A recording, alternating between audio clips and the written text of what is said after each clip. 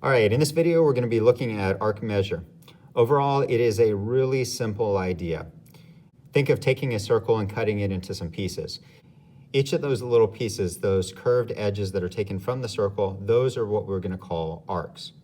Different types of arcs that we can get are going to be minor arcs, major arcs, and semicircles. All right, so mostly what we're going to be looking at here is vocabulary. All right, let's start with a central angle though. A central angle is an angle with its vertex at the center of a circle. Okay, so imagining a picture of a circle, which we will draw here in just a moment, it sort of looks like a piece of a pie when you cut it. Like if you were to cut through a pie and have a bunch of intersections at the center, each of those angles that would be made in the center would represent a central angle. Arcs are a piece of a circle. Types of arcs include minor arc, major arc, and semicircle, as I had mentioned beforehand. The size of an arc is directly related to the size of the central angle. So the measure of the arc, later on what we're going to do is quantify the size of an arc. The size of an arc is going to be the measure of the central angle.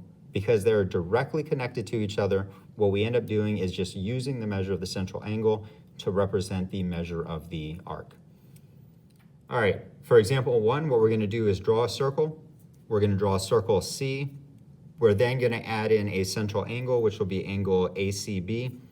Once we have that, we'll identify different types of arcs, like a minor arc, major arc, and a semicircle. All right, so let's start with a picture of a circle. I'll go ahead and just put the center here.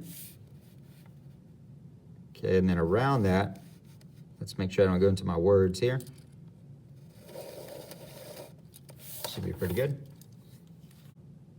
All right, so this is going to be circle C. And we're going to create a central angle, which is going to be ACB. Notice that C is in the middle because that will be the vertex of the angle. All right, so I can choose different locations for points A and B. However, I'm going to be asked in just a moment to make sure that arc AB, notice the little curve above that, that arc AB is going to be a minor arc. Okay, to be a minor arc, the measurement is going to be less than half the size of the circle. Okay, so if I let this be point A, point B, pretty much I can still put it anywhere. Okay, if I put point B over here, I'll build the angle in that location. If I put point B here, I'll have to build it in that location. Okay, so I'm going to go with this point here, call that B. And if I connect like this, sort of looks like a right angle actually. All right, so if I connect like that, I'm going to get a central angle. This would be a central angle because it has its vertex at the center of the circle. Okay, arc AB here, I want to identify 2 different ways here. One, I want to introduce a certain vocabulary term here, which is that this arc here, which is created using that angle, is called an intercepted arc. Okay, that is called an intercepted arc. From A to B, we have intercepted that using the radii that we drew out from the center. All right, now the size of that arc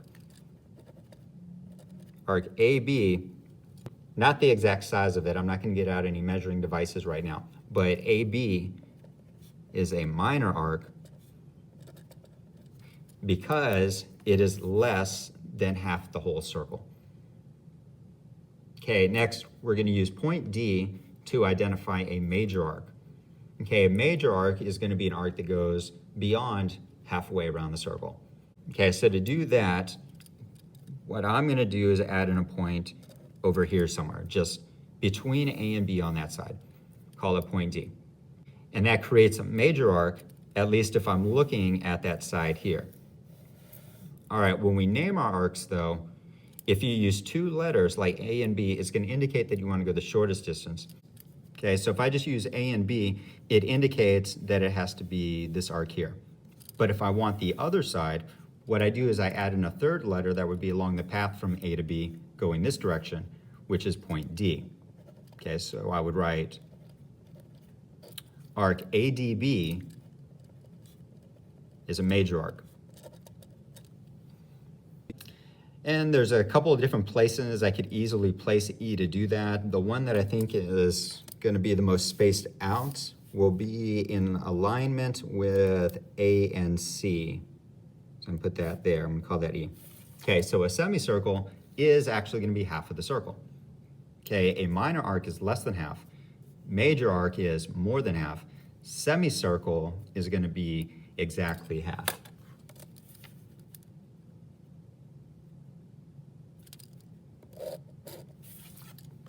All right, in my picture, I've actually created two different semicircles. One of them, gonna have to use A and E for sure. I've actually created two semicircles in the picture, both of which would have endpoints at A and E because A is a diameter here. Okay, so one of them would be a DE. That would be a semicircle. Okay, that would be a semicircle, and that would be on this side.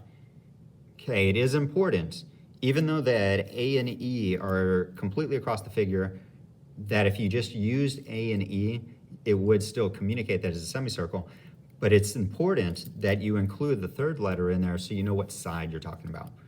Because you also have this, you've got a BE as a semicircle. Okay, the size of them is the same, the location is different, and location is important as well. In addition, you have a bunch of other minor and major arcs here. You do have a minor arc here, which would be BE.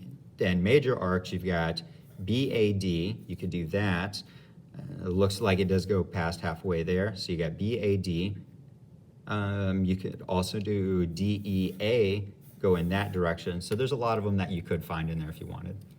At the beginning of the video, I had mentioned that the size of an arc is directly related to the size of the central angle.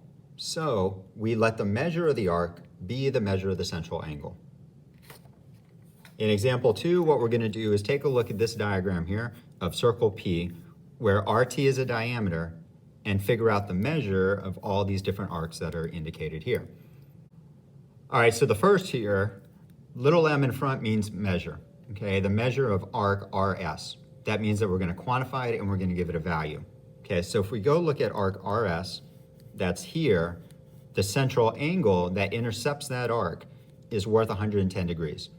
That means that the measure of RS will be 110 degrees, as convenient as that is. Because we have that direct relationship between the central angle and the intercepted arc, we can actually just use the same value to represent the measure of the arc. And yes, it is going to be in terms of degrees. Okay, let's go back to this here. RT is a diameter. If this is a diameter, that means that these two central angles are going to be supplements. So this would be 70 degrees. And of course, that side right there would be 180. We probably don't need to write that in the picture, at least not for right now, but it is 180 degrees. Okay, RTS, okay, going from R to T to S, to get all the way around there, you could do that by two different methods. One, the whole circle is worth 360. You can just subtract the part that we don't want. Okay, we want to go from R to S this way, just take out 110, that would leave you with 250 degrees. Or what you can do is remember that this is 180 degrees, and if you just add on 70 degrees to that, you'll get 250 degrees as well. All right, next, RST. RST, because RT is a diameter, that is going to be a semicircle, which is 180 degrees. TS, you got two letters here. That is going to indicate that we're looking at a minor arc.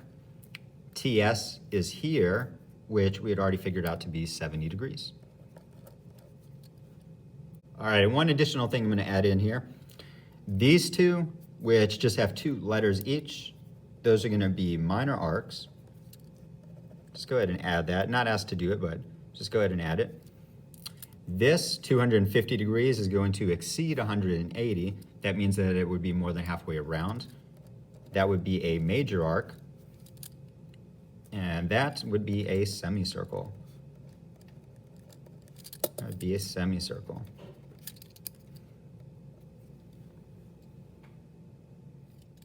For example 3, we're asked to determine whether the red arcs in each of the figures are congruent, then explain why or why not. In the first figure, the red arcs are located here and there. We've got CD and we also got EF. Both of those arcs are in the same circle, which is going to be different than what we see in the other two figures. Now, both of those arcs have central angles that intercept them, which are valued at 80 degrees, which does mean that the measure of each of the arcs is going to be 80 degrees. That is true. But the question here is to determine whether or not they are congruent. The fact that they come from the same circle will indicate that, yes, they are congruent. Okay, CD, arc CD, is going to be congruent to arc EF. All right, now if you go to the second picture here, both of the measurements that we've got, okay, arc RS, the measure of arc RS is equal to 90 degrees. The measurement of arc TU is also 90 degrees. However, they don't come from the same circle. So even though they have the same arc measure, okay, even though they have the same arc measure, they are not congruent. You could not place that little arc on top of this one and completely cover it. Okay, CD is, I'm going to make up a symbol here. I don't think it's actually real. CD is not congruent. Oh, it's not CD. That was our last one there. RS is not congruent to TU. All right, for the third picture, the arcs are in different circles. They both have a measure of 95 degrees, so that part is good. But are they congruent to each other? The answer is yes, because of these markings here. These markings indicate that the radii are congruent, that they're the same. So being that we have the same circle, they would be congruent. VX is going to be congruent to YZ.